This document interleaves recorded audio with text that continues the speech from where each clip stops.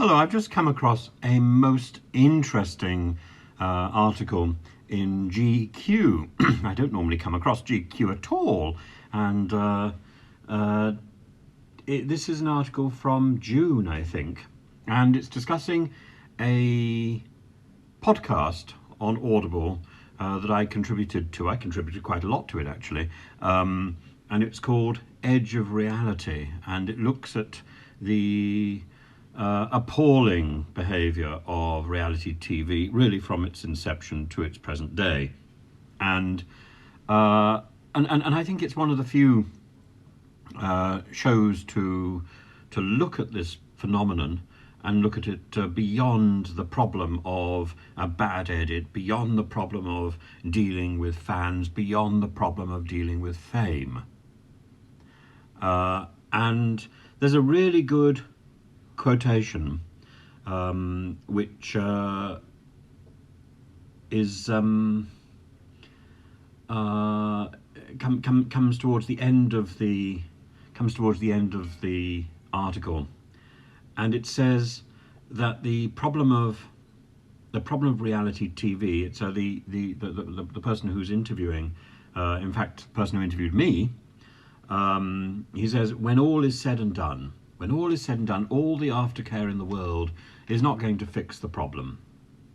Because the real issue is not the aftercare that productions do or don't provide, but the fact that damage is baked into the reality TV recipe.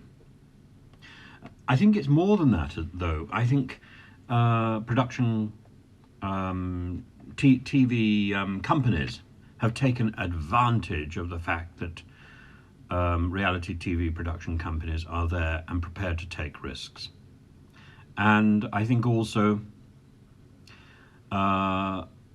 important organisations like Equity are simply not interested in supporting the performers who appear on reality TV. I have written to the Secretary General, the General Secretary. I can't remember which one it is, but I know it sounds like something out of the USSR, of Equity. That's the Union for Actors, of which I'm a member.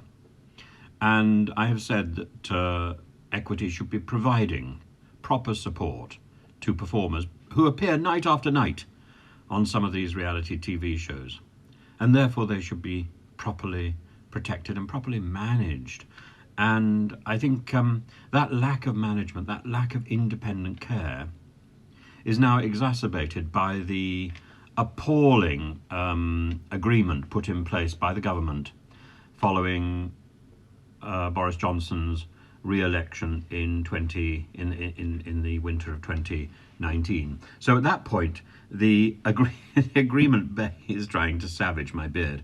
The agreement that was reached to have a committee hearing into the problems about Love Island and about the Jeremy Kyle show, that agreement and the committee which then took place only sat until the end of Mrs. May's government. At that point, the committee was disbanded. It should have been reassembled immediately after Boris won his election. It wasn't. Instead, the DCMS took advantage of the fact that there had been a new election and pushed through an agreement with Ofcom, which effectively confirmed the industry practice at that time.